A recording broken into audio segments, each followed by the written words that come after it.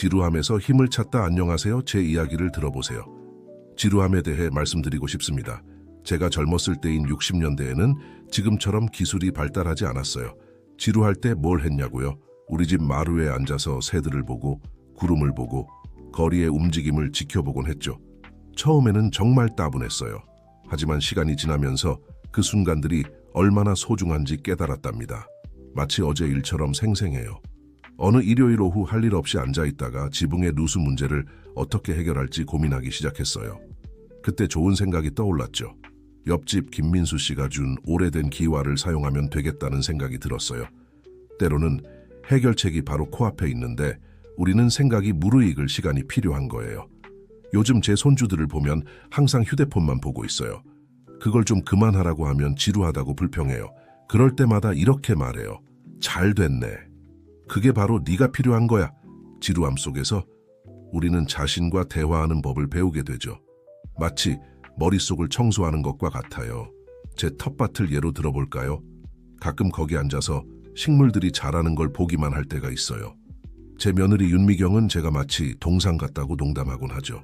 하지만 그런 순간에 요리 레시피에 대한 아이디어도 떠오르고 가족 간의 갈등을 해결할 방법도 생각나고 이웃들의 고민거리를 도와줄 방법도 찾게 되는 거예요. 에너지를 지키세요, 내 딸아. 이 세상에서 75년을 살면서 배운 게 있다면 에너지는 저축통장의 돈과 같다는 거예요.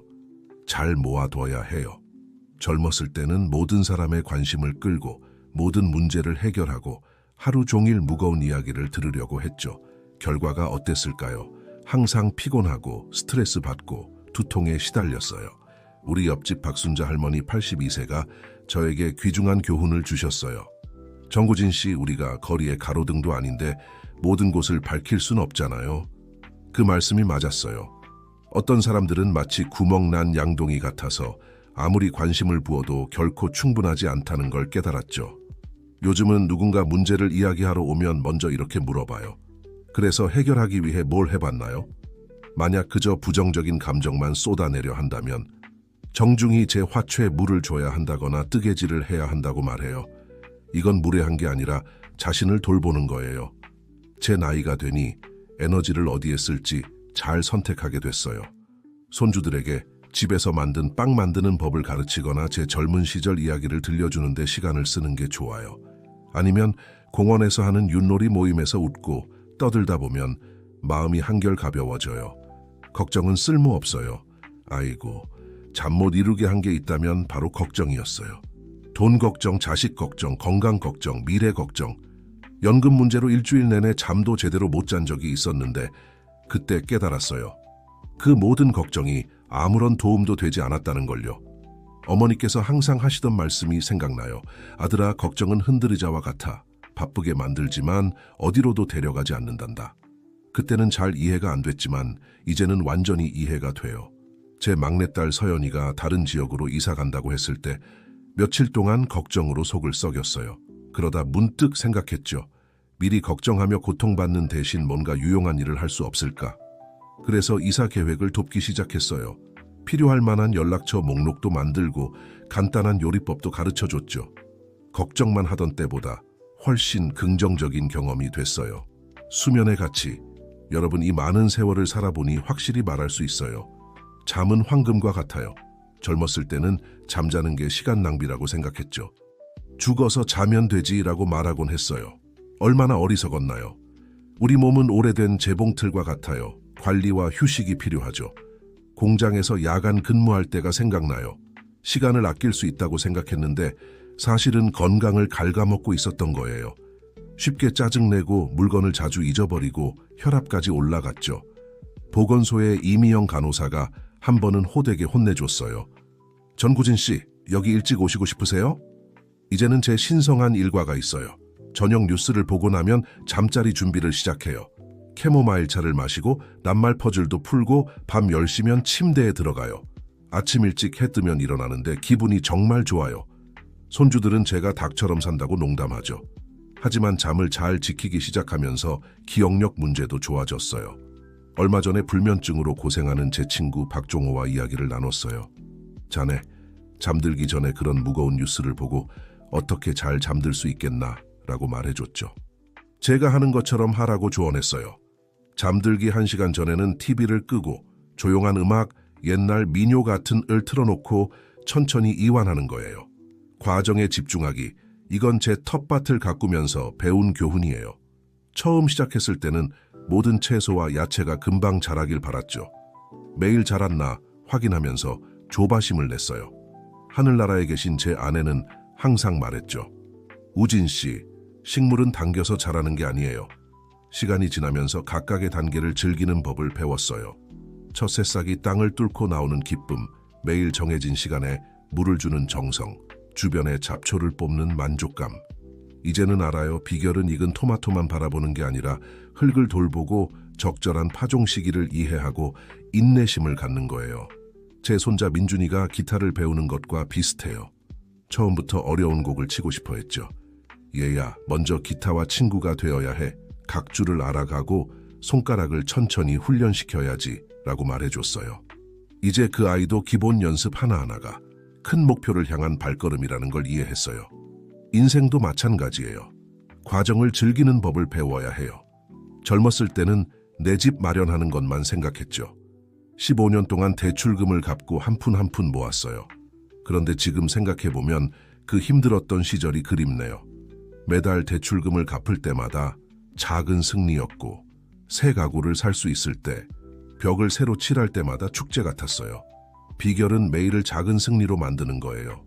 지금은 건강 문제로 예전처럼 많은 일을 할 수 없어요.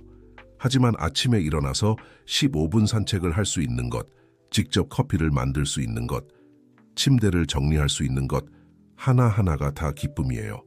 그리고 한 가지 더 말씀드릴게요. 과정을 소중히 여기는 법을 배우면 인생이 더 즐거워져요. 케이크를 만드는 것과 같아요. 물론 맛있게 만들고 싶지만 반죽을 치고 구워지는 향을 맡고 오븐에서 부풀어 오르는 걸 보는 것도 특별한 기쁨이죠. 그래서 여러분, 서두르지 마세요. 매일이 인생이란 책의 새로운 페이지예요. 하나하나 정성과 관심을 들여 쓸 가치가 있어요. 중요한 건 목적지에 도착하는 것만이 아니라 어떻게 가느냐예요. 그리고 이 늙은이가 배운 한 가지를 믿으세요. 결국에는 이런 일상의 작은 것들이 인생을 의미 있게 만드는 거예요. 이 모든 지혜가 하루아침에 온 게 아니에요. 집을 짓는 것처럼 벽돌 하나하나를 쌓아 올리듯이 하루하루 쌓아온 거예요. 그리고 오늘날 저는 모든 순간, 모든 경험, 모든 어려움과 기쁨이 이 과정의 일부였다고 말할 수 있어요. 75살이 되니 나눌 이야기가 정말 많네요. 지루함에 대해서 말하자면 제 손녀 지은이와 있었던 재미있는 일이 생각나요. 집에서 인터넷이 끊겨서 주말을 저와 함께 보내게 됐어요. 아이고, 얼마나 난리였는지. 첫날에는 물밖에 물고기처럼 안절부절 못하고 할 일이 없다고 투덜거렸죠. 둘째 날 너무 지루해서 저와 함께 오래된 사진들을 정리하기 시작했는데 그게 웬일인가요? 사진에 대한 열정을 발견했네요. 지금은 사진 수업도 듣고 있어요. 제가 항상 말하듯이 지루함은 음식의 양념 같아요. 조금만 있어도 인생의 맛을 완전히 바꿔놓죠. 우리가 이 바쁜 일상에서 잠시 마음을 쉬게 하면 전혀 상상하지 못했던 새로운 길을 발견하게 돼요. 에너지를 지키는 것에 대해서도 좋은 이야기가 있어요. 우리 동네에 매일 신문에 나온 비극적인 소식을 전해주던 이웃이 있었어요. 살인, 사고, 정치. 저는 너무 우울해져서 체조도 제대로 못했죠. 그러다 문득 아이디어가 떠올랐어요. 그분이 오시면 바로 제 정원의 핀 꽃 이야기나 새로 시도해본 요리 이야기를 하기 시작했죠.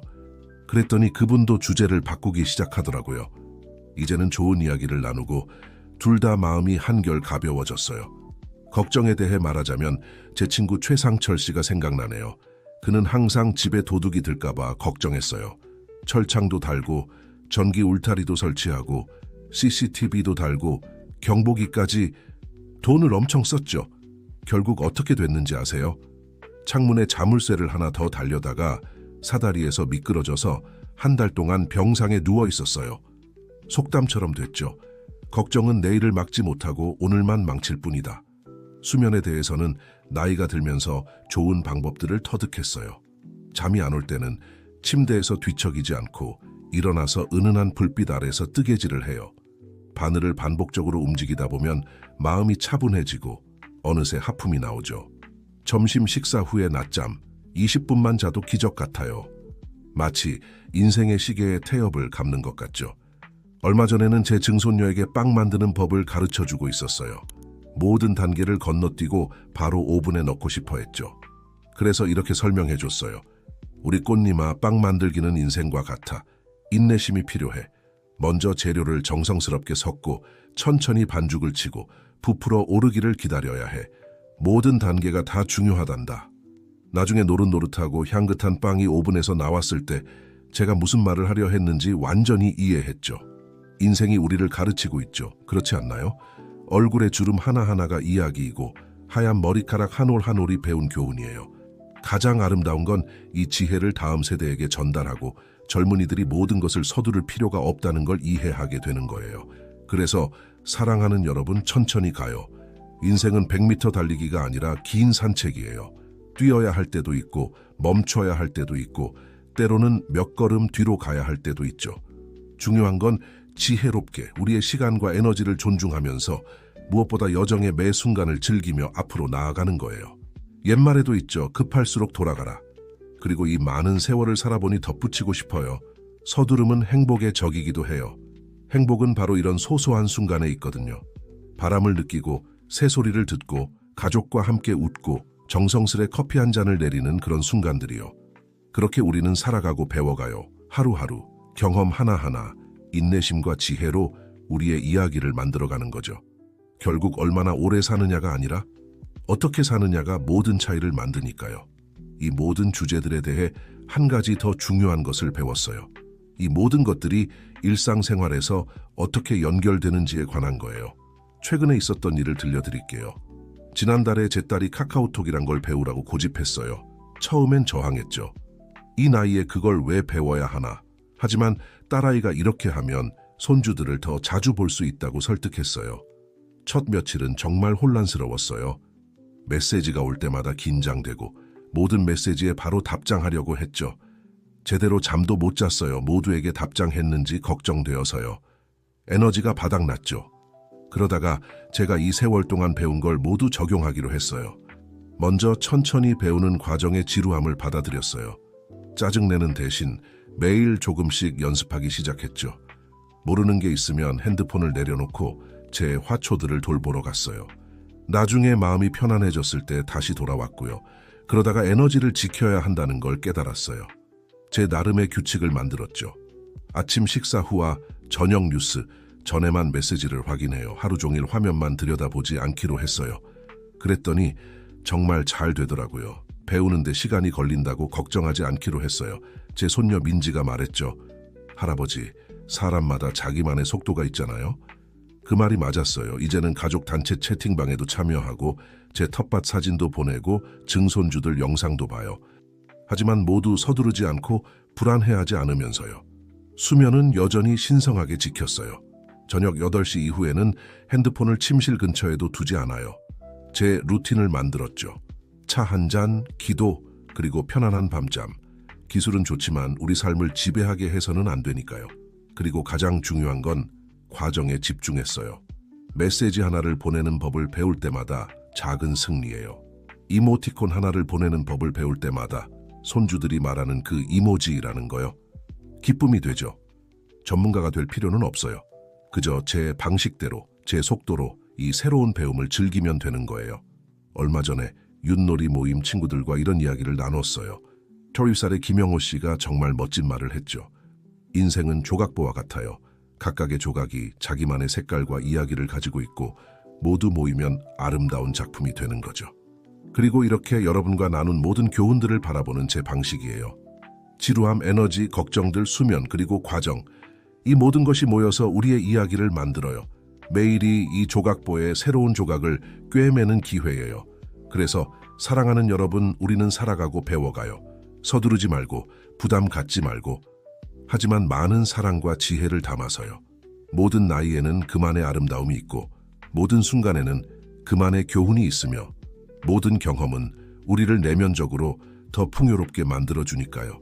제 할머니가 항상 해주시던 조언으로 마무리할게요. 이제 25살이 되어서야 완전히 이해하게 된 말이에요. 인생은 숨 쉬는 횟수로 측정되는 게 아니라 숨이 멎을 만큼 감동적인 순간들로 측정되는 거란다. 정원에 핀 꽃 한 송이, 손주의 포옹, 새로 배운 기술 하나하나가 이런 순간들이 모두 인생이 우리에게 주는 선물이에요. 그럼 앞으로 나아가요. 차분하고 지혜롭게 매 순간과 배움, 도전을 소중히 여기면서요. 결국 이런 작은 것들이 우리 삶의 의미를 부여하고 우리를 우리답게 만들어주니까요. 어머니가 늘 말씀하셨죠. 아들아, 인생은 냄비의 콩과 같아. 맛있게 되려면 천천히 익혀야 한단다. 그러니 하루하루 나아가요. 이 멋진 요리법인 인생의 매 순간을 음미하면서요. 마지막으로 이 모든 주제들에 대해 경험이 가르쳐준 실용적인 것들을 몇 가지 더 나누고 싶어요. 이론은 아름답지만 일상에서 진정으로 배우게 되니까요. 지루함에 대해서는 제가 아무것도 하지 않는 시간이라고 부르는 시스템을 만들었어요. 매일 점심 식사 후 30분 동안 제 흔들 의자에 앉아 있어요.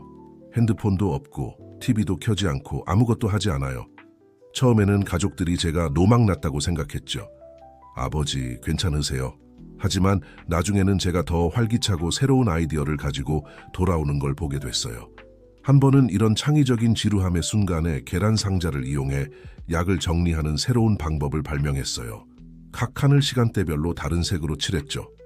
이제는 보건소 간호사님도 다른 환자들에게 제 아이디어를 추천하세요. 에너지 보호에 대해서는 가족들과 특별한 신호를 만들었어요. 제가 빨간 리본을 손목에 차고 있으면 그날은 에너지가 낮아서 더 많은 휴식이 필요하다는 뜻이에요. 오늘은 안 돼요 라고 길게 설명하지 않아도 되는 따뜻한 방법이죠. 손주들은 할아버지 배터리가 오늘 부족하시네 라고 농담해요. 걱정에 대해서는 지난달에 있었던 좋은 이야기가 있어요. 팔에 생긴 반점 때문에 걱정했었죠. 2주 동안 최악의 상황을 상상하다가 결국 딸이 병원에 데려갔어요. 알고 보니 뭐였는지 아세요? 커피를 흘린 자국이었어요. 너무 웃겨서 이제는 가족의 웃음거리가 됐답니다. 수면에 대해서는 제가 이어가는 이야기라고 부르는 기술을 발견했어요. 잠자리에 들 때 가보고 싶은 곳을 상상하면서 아름다운 이야기를 만들어요. 다음 날 밤에는 멈춘 부분부터 계속해요. 놀랍게도 이게 휴식에도 도움이 되고 상상력도 키워주죠. 과정에 집중하는 것에 대해서는 작은 수첩을 하나 가지고 다니면서 하루의 작은 승리들을 기록해요. 아주 사소한 것들이어도 좋아요. 오늘은 손떨림 없이 혼자서 셔츠 단추를 채웠다. 오늘은 증손주들 이름을 모두 기억했다. 요리책 보지 않고 치즈빵을 만들었다. 이런 작은 성취들이 우리를 앞으로 나아가게 해주죠. 얼마 전 노인정에서 이런 이야기들을 나누다가 박말순 할머니가 정말 멋진 말씀을 하셨어요. 우리가 늙어간다고 불평하지만 이건 많은 사람들이 누리지 못한 특권이에요. 정말 맞는 말이죠. 주름살 하나, 경험 하나, 배움 하나하나가 다 인생이 준 선물이에요. 그래서 사랑하는 여러분, 우리는 살아가고 배워가요. 인생은 춤과 같아요. 때로는 발을 헛디디기도 하고 때로는 박자를 맞추기도 하지만 중요한 건 계속해서 춤을 추는 거예요. 마음의 기쁨을 품고 영혼의 지혜를 담아서. 우리 어머니가 늘 말씀하셨죠. 얘야 인생은 조각보와 같단다. 각각의 조각이 자기만의 이야기가 있고 각각의 색깔이 의미가 있어. 그리고 마지막에는 아름다운 작품이 되는 거야. 그래서 우리는 계속 나아가요. 하루하루 경험과 사랑과 지혜의 실로 우리의 이야기를 꿰매가면서요. 결국 얼마나 오래 살았느냐가 아니라 어떻게 살았느냐가 모든 차이를 만드니까요. 그리고 모든 좋은 이야기꾼이 알듯이 항상 하나의 이야기가 더 있어요. 인생은 끝나지 않는 이야기니까요. 매일이 새로운 장이고 우리의 경험이라는 잉크로 쓰이고 우리의 마음이라는 종이 위에 기록되기를 기다리고 있어요. 옛 속담에도 있죠. 인생은 우리가 걸은 발자국의 수가 아니라 우리가 남긴 이야기로 측정된다. 여러분과 제 이야기를 나눌 수 있어서 정말 좋았어요. 진심을 담아 마지막 말씀을 드리고 싶어요. 세월이 우리에게 가르쳐준 그런 말씀 말이에요. 얼마 전 마당에 앉아서 제가 40년 전에 심은 대추나무들을 바라보고 있었어요. 그때 심을 때 이웃이 그랬죠. 전구진 씨, 나무 심기엔 너무 늙으셨어요. 그때 제가 35살이었거든요. 이제 25살이 되어 증손주들과 함께 그 나무의 대추를 따먹고 있어요.